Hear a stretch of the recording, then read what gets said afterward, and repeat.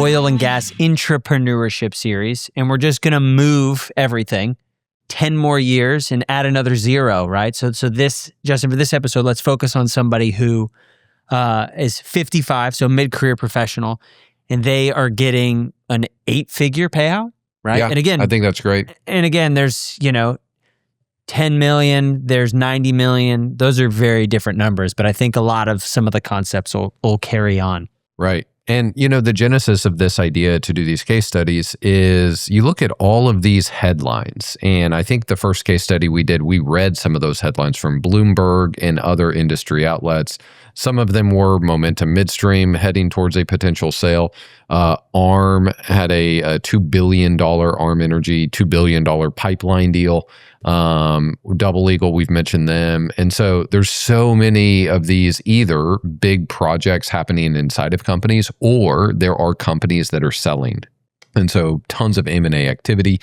And so, Jared, I love that. The first one we looked at, a younger 35-year-old, maybe they're getting a $2 to $4 million payout. The next one was a 45-year-old getting a $6 million payout. And with this one, I like it, 55. And I mean, it could be 20 million, it could be 200 million. But whatever the case is, it's a big number that at some point, either immediately or soon, will be a taxable estate. Love it. Yeah. So let's just kind of cover this the same way we have the other ones. Again, estate plan. So first one, we're going to start with estate planning. This is interesting. What should somebody with this situation be thinking about related to their estate plan? This is the first one. Unlike the first two case studies we did, this is the first one where I think you have to begin asking the question, which assets should remain in my estate and which assets should I remove from my estate? Now, there's definitely some nuance based on just how much you're netting out in an exit event. Jared, if you're married and you get $20 million, I mean, you don't have to have a crazy estate plan. You're still under the exemption, technically, but you better start thinking about it because, 20 years down the road, you're probably going to be over the exemption. But I think that's the first thing my mind runs to. And obviously, if it's a $60 million exit, I mean, yeah, you immediately need to consider what should stay in my estate, what should be out of it. What do you think? Yeah, I think, right, this is one of those things where hopefully you have had some visibility on this before the transaction happens. You could get it out of your estate before at a prior valuation. Right. So if you're building this business kind of head down, like this is something you and your team should be thinking about in anticipation of this moment. Like if you have a sale in the next 12 months and you are now thinking about it, the universe of options is substantially limited, right? And again, I also think there's a question of how much control do I have over ownership, right? If I own interests in an LLC, can I just assign those interests to trusts, right? If this is a function of my employment income and their profit interest units, there's not a lot I can do in terms of assigning it pre-transaction, right? Depending on how the legalese is structured. So ideally, this is one of those things where I would say you're planning years ahead, and the more control, the higher your interest is, I'd say the more flexibility you have in terms of assigning that interest to other individuals, to trusts with various provisions that kind of help manage the lifetime estate tax plan. That's a really good call out. So the first headline that we read in this from Bloomberg, I believe, right? Was it in late February, early March about momentum looking for a sale? So I want to bring up that time frame and that being a nationwide news article, just because if you are trying to, on March 10th, claim that, well, my momentum stake and momentum as a company is only worth like $1 billion, when Bloomberg has this massive nationwide article 2 weeks before that saying that it's worth $5 million, you're kind of late planning. The ideal, like you're getting at, Jared, the ideal scenario is you had a general idea of where this was going back in 2023 or something, or maybe even before that. And you could legitimately remove some of your stake when you could maybe come up with, maybe it was a $500 million valuation. And I think the Bloomberg article was tied to $5 billion. Obviously, we'll see where the actual sale ends up going. But I think there's just the huge benefit is, can you remove assets from your estate before they 10x? Right. Ideally, you would have got a nice low valuation right at the time when oil was negative. If you could, There you go. If you could have timed it perfectly. Yeah.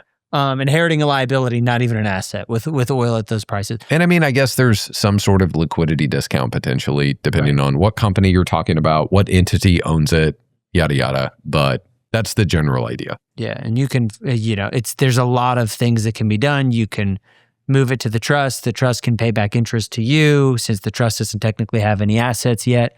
One other thing, kind of from an estate planning perspective, this is more, since we're talking about trusts, a lot of people might be thinking, hey, QSBS, qualified small business stock. If, there's a lot of buzz. One of the big pieces of legislation was the preservation of and the expansion of QSBS. If you own C Corp stock for a certain period of time, there's a, $10 million, I think, gain exclusion. And if that happens across different entities, there's ways you could trust stack to expand that. As fun and cool as that strategy is, oil and gas is an excluded industry for that. And again, there's loads of nuance. Consult your legal professional if what you're doing is maybe more indirect in the value chain. But I know broadly speaking, oil and gas as an industry is excluded from QSBS. It's kind of looked at like professional services. That's an interesting call out. Yeah. So, I mean, more of a nothing burger, but if you think you're going to be able to do QSBS and you're banking on that and you're setting up a C Corp because you think you're going to get this big, capital gains avoidance strategy, and if you put it all in trust, you're going to pay no cap gains, be aware of that limitation for sure. Right. And Jared, we've kind of talked about this bullet point is what are the most important things to do. We're talking about estate plan, and we've really spent the whole time talking about this idea of, well, I hope you did this years ago. But I want to also use this as an opportunity to frame, okay, whatever you did in the past, this same principle carries a tremendous amount of weight moving forward. So yes, I'm sure that so Bloomberg's telling us momentum's worth $5 billion. I'm sure that at some point in the past, it was worth a lot less, but that same principle will apply to your after sale value of whatever asset you invest in, and then, extrapolate that 10 years later. At literally every time period over the past 2-3 generations, you could look at a 15-year window, Jared, and there are assets. So maybe it's 1980 to 1995. Maybe it's even the lost decade of 1998 up to 2013. In every 10, 15-year window you look over the past few generations, there are assets that are worth less at the end of 15 years. And then there's obviously a ton, almost endless list of assets or companies, stocks, businesses, real estate that are worth a lot more at the end of 15 years. And so moving forward, the biggest thing you want to think through is, can I somehow structure this to have the lower growth or negative growth assets in my estate and all of the highest growth assets out? You're not always going to plan it perfectly, but that's the hope. Yeah. And I think that's an important caveat of if you haven't done anything and the transaction is happening and you now have a taxable estate, it is not all doom and gloom, right? In this 55-year-old scenario, there are still lots of trusts that you could set up. You could do promissory notes. You can swap assets. There's loads you can do to strategic family limited partnerships. There's a lot of tools. That's a great point. To manage your estate, even if it's now taxable, right? And again, we're talking about a 55-year-old, right? And so if that 55-year-old has 15 kids and grandkids, and you multiply that annual exclusion by $19,000 a year, you can get a ton of money out of your estate just on annual gifting. Right. That's what is that? $250,000 every single year. Yeah. So again, it's not, the options. Over 40 years, that's $10 million.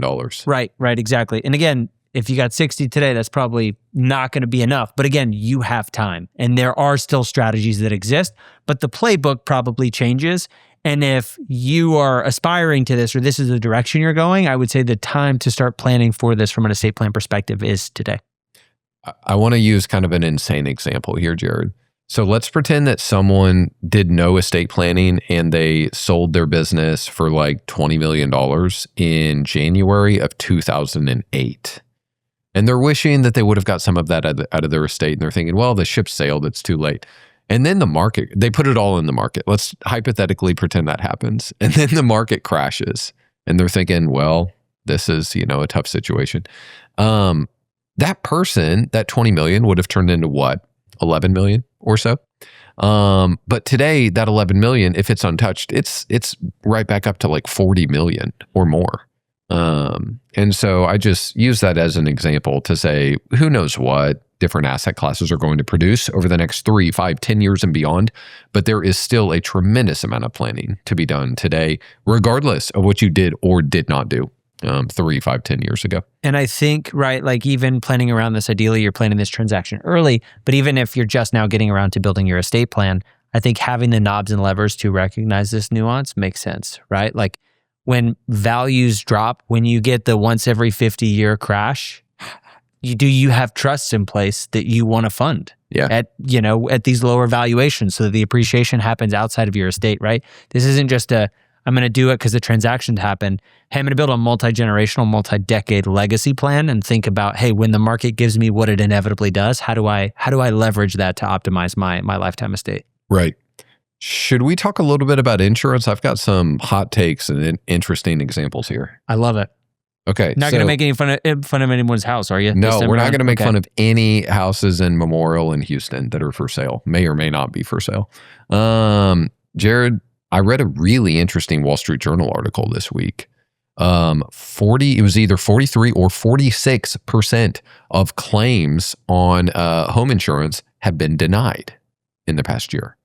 Whatever it is, the percentage of denials, it's up over 40%. Now, I don't want to totally fearmonger. When I first read that, I'll be honest, my first thought was, oh my gosh, this has to be like 4 times higher than the normal rate. But if you go back 1 year, the data from about a year ago was that I want to say 36% of claims were denied. So yes, we are significantly up this year. Clearly, insurance companies are taking a little bit more of a combative approach. They are trying to fight claims that are being made and try to, obviously pay out less. But that's still a huge number. What's the historical average? Is it closer to 35? That sounds high to me, but maybe it's not. Last year's data sounded incredibly high to me too. And so in one of our next lightning rounds, we should absolutely cover this story. It's worth mentioning several times. But I bring that up, Jared, just to say, when you have the liquidity and the exit event that we're talking about, you obviously have the ability to kind of buy whatever you want. But that is still a very material consideration. When you go searching for your home or your second home, how insurable is it? And are you okay if it's not the most insurable thing? It is okay, Jared, if you get a $60 million exit event and if you want to go buy a beach house in Florida that's really expensive, that insurance companies are going to absolutely hate, it's okay to do that. But I think a lot of our listeners would think, no, that's a nightmare that I don't want to take on. So having an awareness of, okay, all of the different structure and kind of policies in place for my primary home or vacation homes, just how insurable are they? And am I okay with owning some homes that are not as insurable? Yeah. And I would say, right, like the quality of the carrier matters, right? We work with kind of just some higher net worth carriers and we'll use independent brokers, go to market, and they'll say, hey, this premium is going to be X percent more, but their claims record is bar none, right? And so there's not just a price perspective. It's like getting back to hey, how much work and fighting of insurance carriers am I going to have to endure to get a claim in the event that I actually need it? That is an incredible point. And so you don't really go down this path in planning until you help someone buy an 8-figure property. And the reason that becomes paramount is, one, well, you might want to pay a ton more, but when you are paying more on a policy, if it's a, $10 or $20 million home, man, that might be a whole lot more. Like you might be paying a really significant amount more, but then you dive under it further, you could also go totally other end of the spectrum. And that could be okay. And you could say, hey, I'm going bare bones and I'm almost going to treat it like I'm self-insuring this. And there doesn't have to be a right or wrong answer, but your liquidity, your portfolio, your balance sheet in general better have a plan for whatever you go with. Yeah.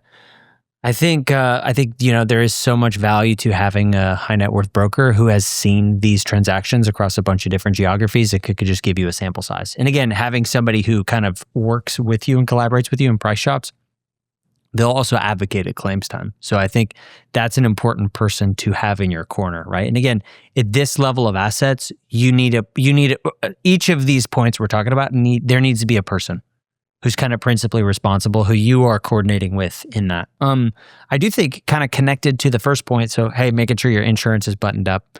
You need a ton of umbrella insurance, right? Because you know, the old adage of you hit a bus full of doxers, you know, how do you protect against that, right? And America is we are infamously litigious. Yeah. So it's kind of one of those things where, you know, most of your assets are exposed from a creditor perspective. And again, this is connected to estate planning because I was just about to say that, because right? trusts might help with that, but you need to understand, hey, what's my potential exposure and what's the probability and what's the cost to insure? So I think you need a ton of term. I also think insurance makes sense from getting back to the estate planning perspective. There are kind of some boutique cases where, you know, I don't want to oversubscribe and, you know, I don't think index universal life makes sense, but there's, you know, some private placement life insurance or kind of some estate liquidity stuff that you could do.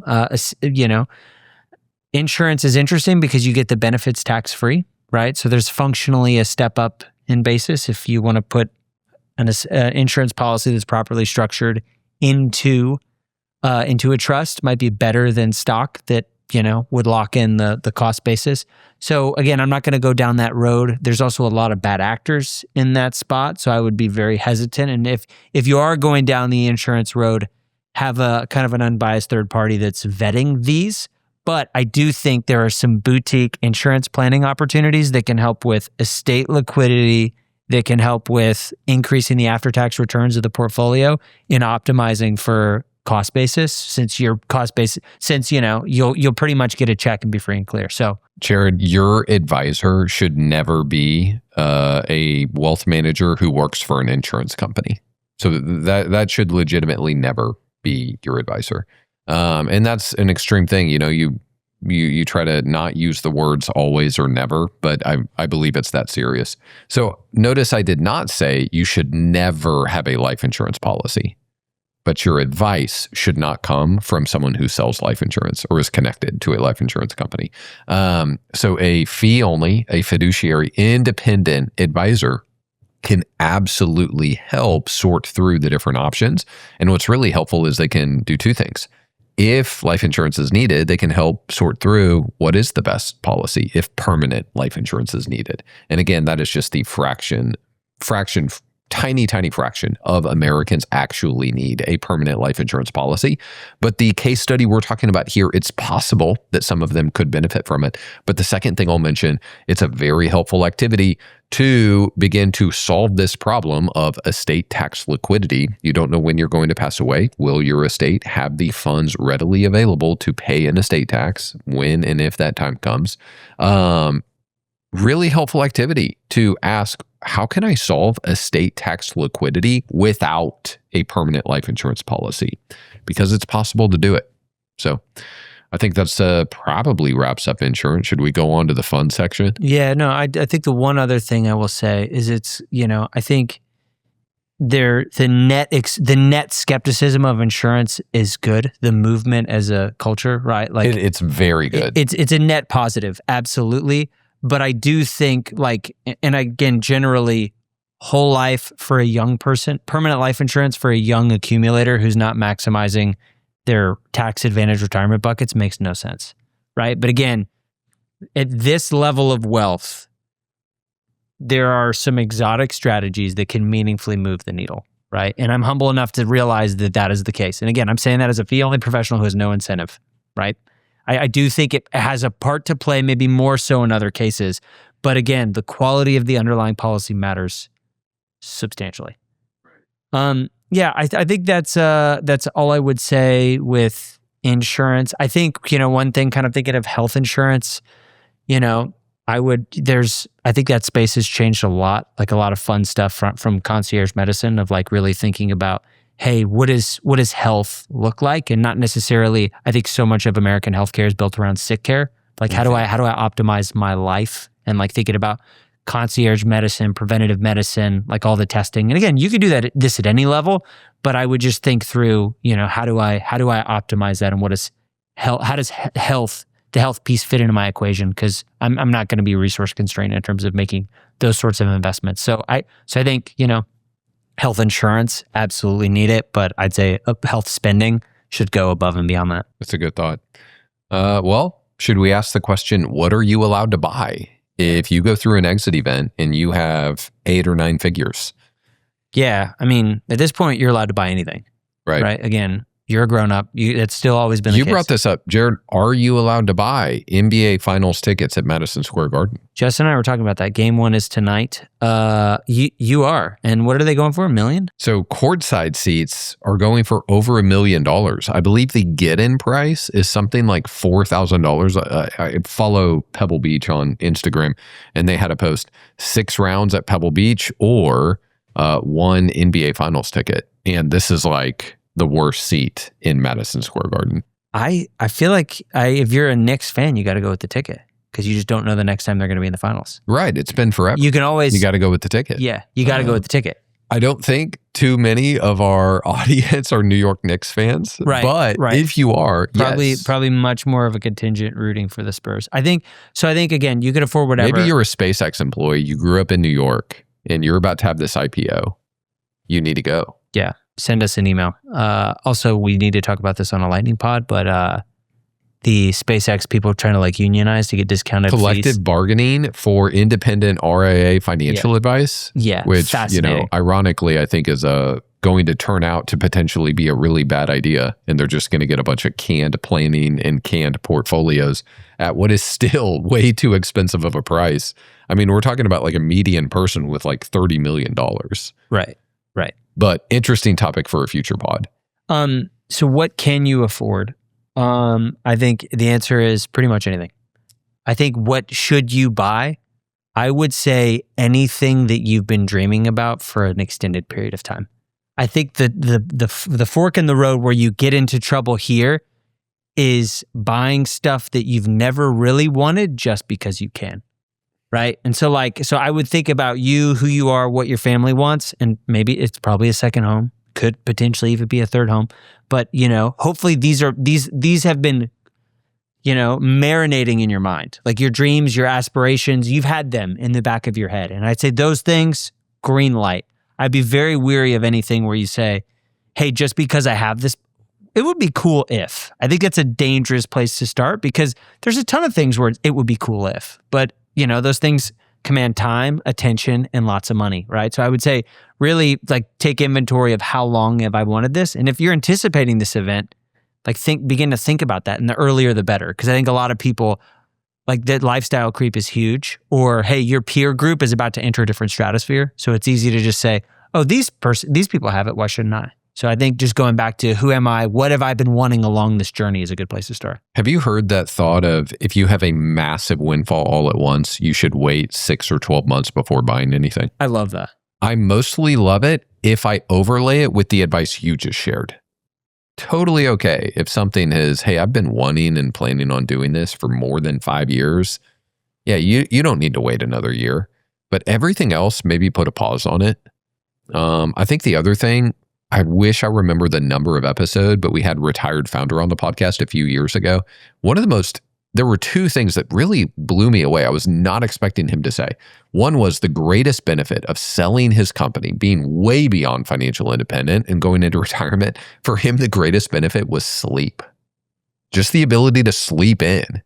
Because he founded the company. He was grinding in this company for 20 years. He was living in seat 35F on a commercial plane. And he was just working constantly for decades. So the biggest benefit for him was just sleep. But the second thing he said that blew my mind is very relevant to this podcast. The second thing he said is he immediately bought 3 more homes. So he had 4 houses. And it was awful. He hated it.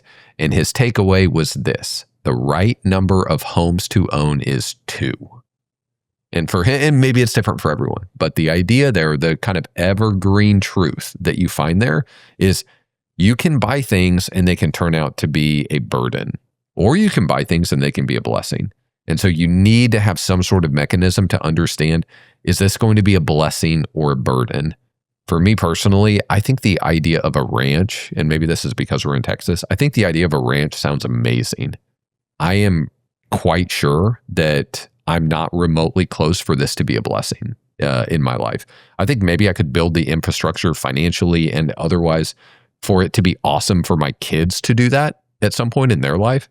I don't want to take care of it. It would not be a blessing. And I've got some more thoughts on that, but what else would you share there, Jared? Yeah, I love that. It could be awesome, but it's not you, right? It's not me and not yet. Yeah, not me and not yet. Yeah, I think you could spend it, right? And you should to some extent. I do agree in like the kind of the delaying and mulling and chewing on it. And I think, right, like I wonder, like retired founder, I wonder how long it took him to learn that. Because in one sense, he ripped the Band-Aid off just buying like 3 all at once. Ideally, even if you were going to do that experiment, you say, hey, I'm going to add, okay, it's been on my purchase list. I've been daydreaming about having 4 houses in 4 different places, get to travel between them. Awesome, great. Instead of buying all 4 in the first 12 months, what if I bought 1 every Olympics? Yeah. Or whatever it is, but just kind of slow playing that. Right. And kind of figuring that out. But I mean, I would definitely say, this applied to the previous 2 groups. So I would be remiss if we say, spend some immediately, right? Like enjoy, like taste it, the fruits of all of that effort, that work, enjoy a piece of it, right? Like right off the bat, I think is fun.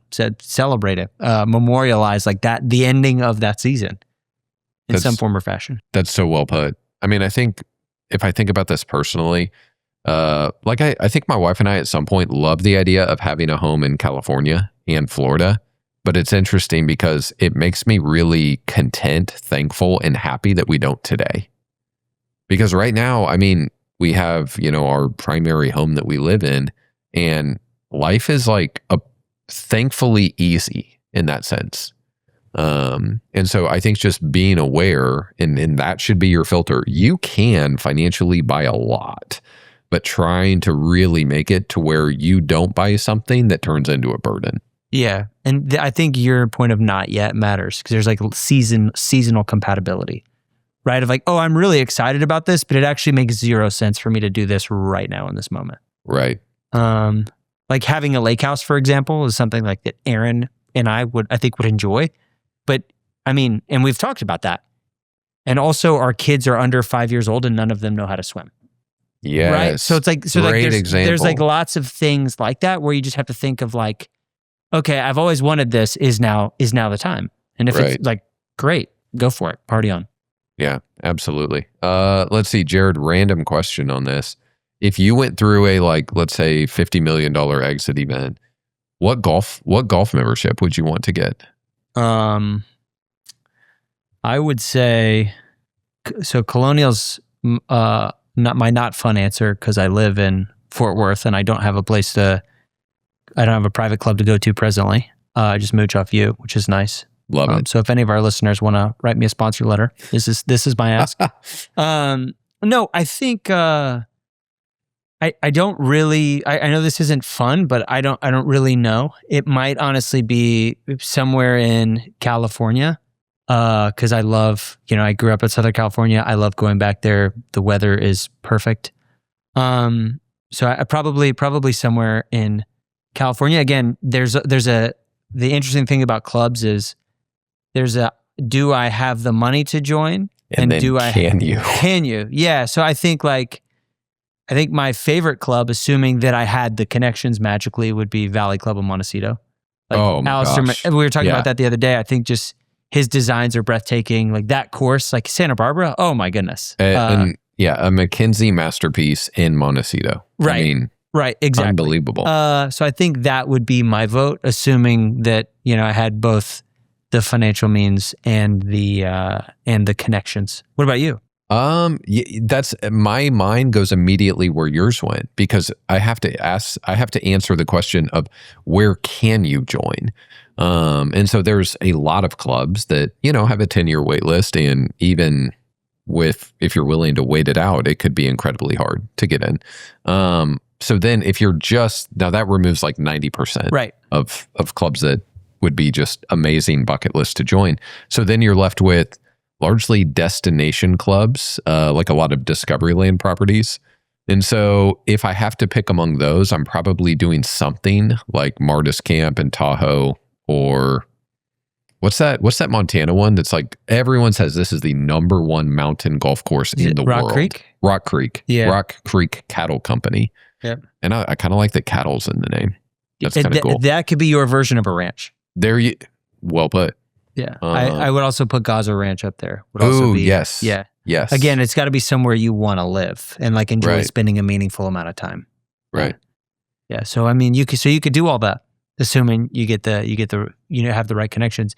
Justin, I'm curious, like, well, anything else on lifestyle before we talk about purchases before we talk about allocation, right? Because those two are connected, right? Like, what can you buy? I don't know. How much do you plan to redeploy? Like, what does your investment allocation look like? Because that might also impact that answer. So it seems crazy to talk about this, but Jared, you're absolutely right. There's still a significant amount of retirement income analysis that needs to be done. You still have to have a very, very accurate pulse on what is my portfolio? What is my portfolio spread across different tax registrations? Obviously, the vast bulk of it is going to be in non-retirement brokerage, subject to investment tax and capital gains and stuff. So you have to have a pulse on how much am I spending? How am I going to meet that spend rate with distributions from my portfolio? What are the capital gains going to be to make that happen? So there's still a ton of blocking and tackling within your portfolio and income plan that exist.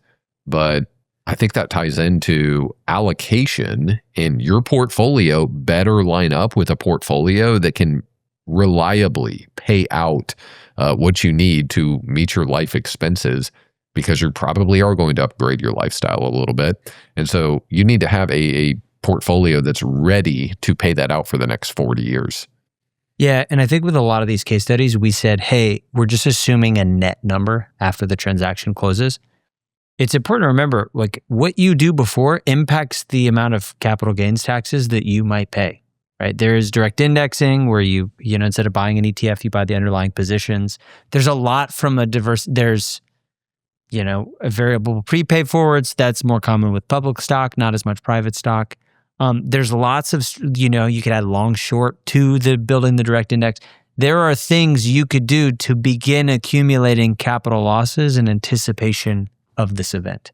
What if someone sold their business or sold their stake? Let's say it's $50 million, and they did that in Q1 of 2020. They got the amount and they heard our podcast about lump sum investing. They immediately put it in the market, and then that $50 million drops by, 28% or so. They harvest all of those tax losses. And then, obviously in like April through the rest of the year, it recovered and more. So then what is that? They're harvesting like $14 million of tax losses. Mm-hmm. I think I'm even undershooting that, somewhere in that ballpark. And so that would lower the tax owed on the sale of their business stake by a huge amount. But the problem is you don't get to dream up these scenarios. Yeah, exactly. So, but while we're talking about kind of that allocation piece, one thing we didn't mention in the estate plan that's kind of tangentially connected is there's some interesting stuff from the tax side, from the charitable planning side. There's CRATs, so charitable remainder trusts, where, hey, I put the money in the trust, I get the deduction. I put the stock in the trust, I get the deduction today. That trust pays me a lifetime income stream, and when it's done doing that, the remainder goes to the beneficiary, right? So there's some things you can do. Again, just thinking through, we've covered this, and really broadly speaking of, hey, you get an after-tax number, and this is your number. There are some things that can help with managing what that after-tax number is. But okay, from an allocation perspective, I think the same framework that we had is, I think it's important to hey, what do I want my allocation to be? I think your biggest thing is, I think, figuring out what do I get excited about managing or not, right? And so at this level of money, you might be in the, hey, to what extent do I need to hire professionals? How exotic do I want my investment mix to be? How much do I want my investment decisions to be connected to my expertise, right? Like if I, do I want to let this ride, right? Do I want to actively participate in allocating this capital? I think that really determines how you set up the portfolio. I do think there needs to be a portion that's liquid. I think the worst thing that you could do is have this big liquidity event, then redeploy it all in something illiquid, and then spend a bunch of money like it is liquid. And then you have a full-time job of managing capital calls, doing performance reporting, seeing how everybody's doing relative to their benchmark, and you quit your job, sign yourself up for another job, and now have no money to enjoy the fruits of your first job. What Jared's saying is, if you have a $50 million exit event, do not go take that $50 million and put 30 million of it into private equity deals. Right. Don't do that. Right. And again, I think some of it's okay. Yeah. I think some of it's probably encouraged, right? You can only have so much public stock exposure. And there's probably some purists that are like, no, you can put it all in there. No, I think there's something behaviorally to having different buckets of money, even if it's just from a mental accounting perspective. And again, alternatives is thrown around loosely, but they're not all correlated, and they have different return streams or reasons why they generate returns, right? Mm-hmm. And so I think alternatives absolutely make sense to some extent in this bucket. But I think liquidity management is also often something people get into trouble with, right? Because if you're allocating to alternatives and they are private, that money is locked up, that money is spoken for, and you are in the passenger seat. And again, you got this liquidity event probably because you were close to in the driver's seat. So it's a very different return profile to be in the passenger seat and putting crazy percent of your money in something that you have really no idea on cash flows or how it'll pan out. You just said something very critical. If you are getting an exit event at an 8 or 9 figure level, you are incredibly good at what you do. And there is going to be a temptation to think that as brilliant as you are and as amazing as your execution was in your business, you should not expect that you are going to be a portfolio manager at that same acumen level. And so, I think having maybe a 10% or so alternative position is completely fine, but the lion's share should still be in stocks, bonds, cash. And that mix is going to depend on a few different things. But it is really interesting. Jared, I feel like we have seen time and time again that there is a correlation.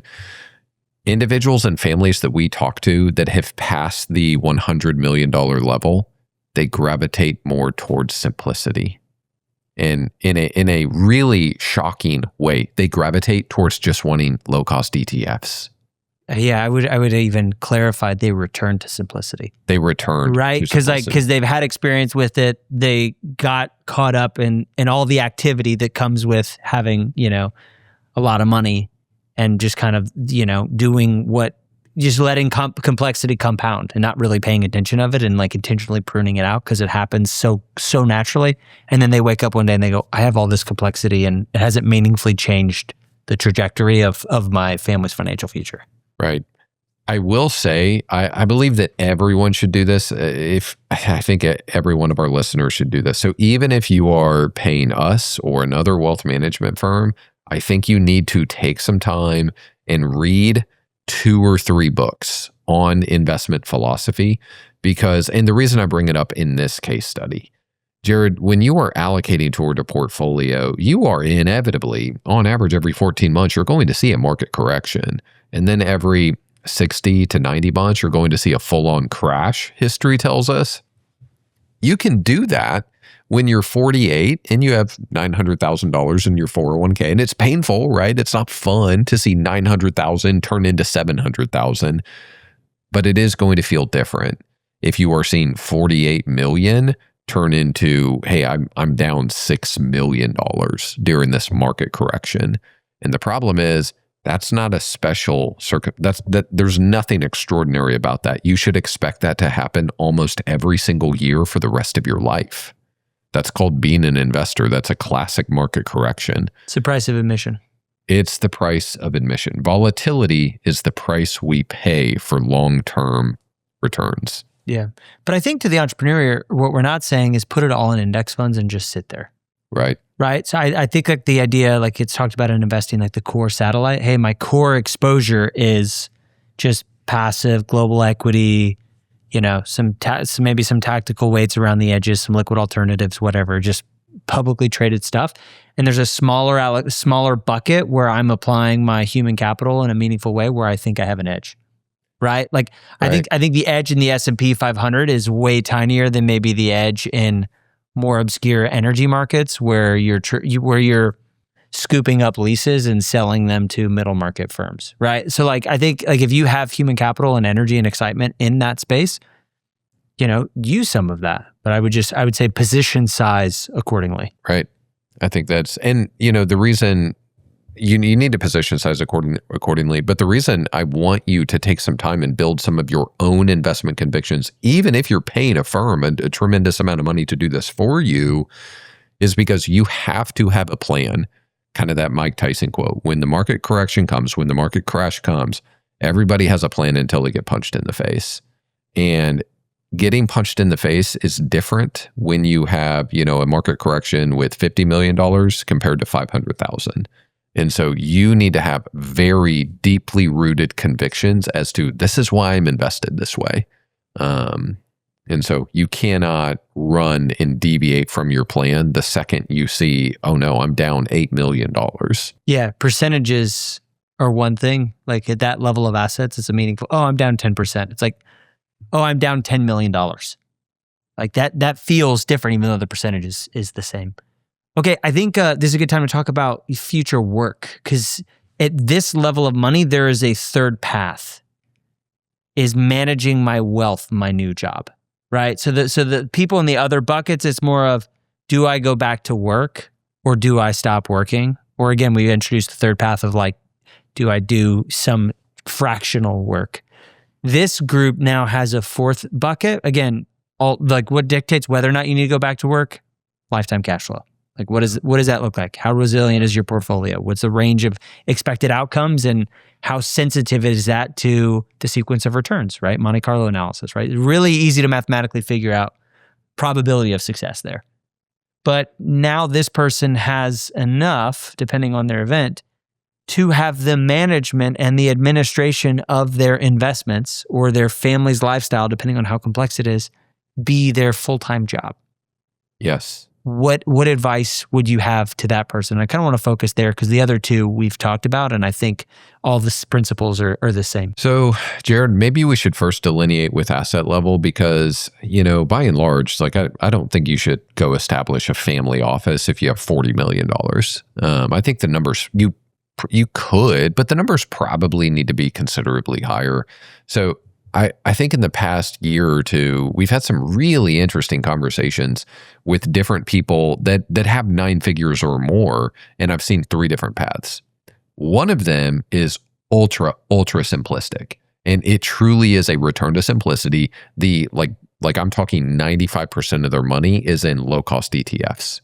And so that is one where, they're not setting up their own, investment structure as a job. They are truly, having a passive approach and going and pursuing other things in life.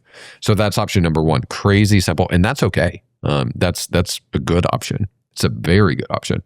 Option number 2 is not a full-on family office, but it is a little bit more of an active role in your investments. I would call it kind of a holding company structure where you are placing some individual private bets on different companies where you may have an interest. But then while you're kind of operating a holding company, I still think a huge portion of your money should be in a passive portfolio of stocks and bonds. Then the third path is a full-on family office. And so we've run into all of these, and then we're actually going to start a separate podcast on just the idea of family capital and all of the different ways that can manifest itself. But I don't think we have time in this pod to go into, there's 100 different ways to structure a family office. But I think those are your 3 paths, Jared. I think you keep it super simple and you really don't get into investments as a job. Or you could kind of do it and maybe do it as a holding company structure. Or you could go full on, hey, I'm starting a family office. Yeah, I would say follow your energy, and it's easier to add complexity versus strip it away. Right? So I think, unless you have energy and excitement to actively vet investments, you don't have to do that. Right? You can if you have energy and excitement for it, but I wouldn't say just because the number's big enough that you need to be on top of it and you need to be actively participating. You can, but you don't have to, right? And it's easy. It's easier to add that complexity than it is to strip it away. And you talked about those 3 paths, but I think most of the families we've seen at this level have spent time in at least 2 of these and probably all 3. So I don't think there's a one-time answer as things change, but I think just a general framework of how much energy and excitement do I have about this? And then, okay, follow that and then let that govern. And then really just try to say, okay, in light of my amount of energy, what's a good framework for allocating capital? And it is interesting, that we're kind of making a bent towards simplicity. I do think eventually, maybe it's at a few $100 million in assets, and obviously these are just enormous numbers. There is a number at which, okay, you absolutely need to consider, should you have a family office? But I want to say this, even when you dive into that world, we've talked to a lot of family offices and looked at them a lot. Our favorite structure by far is an extremely simple family office structure. And frankly, I think that plays ball up to like an almost endless amount of assets. Like if a family has $50 billion, I would still gravitate toward them replicating the simple family office structure. Yeah. Love it. Cool. Justin, well, we went a little long here, but, had to go out with a bang as we wrapped up these case studies. I think hopefully, regardless of where you are in your journey, there's something to pick for maybe each of these. I do think, maybe it's a good idea for a future podcast, thinking about how do I think about switching from the security of a W-2 role to this more entrepreneurship route, and kind of what are the trade-offs and things to be thinking about there? Because there's a lot of people that, might be in super major land and contemplating something to a smaller, more nimble company. And it's, both paths are so good. Like I had multiple calls here in the last couple of weeks that remind me that, my goodness, just the path of 30 or 40 years at a super major can be an incredible financial path. Yeah. And despite all the headlines, there are so many ways to win.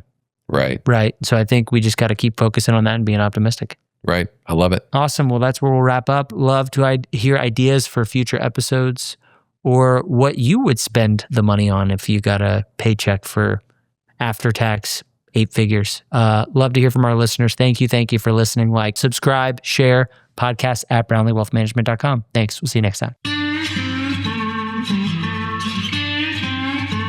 This podcast is for informational purposes only. Nothing discussed during this show or episode should be viewed as investment, legal, and tax advice. If you have questions pertaining to your specific situation, please consult the appropriate qualified professional.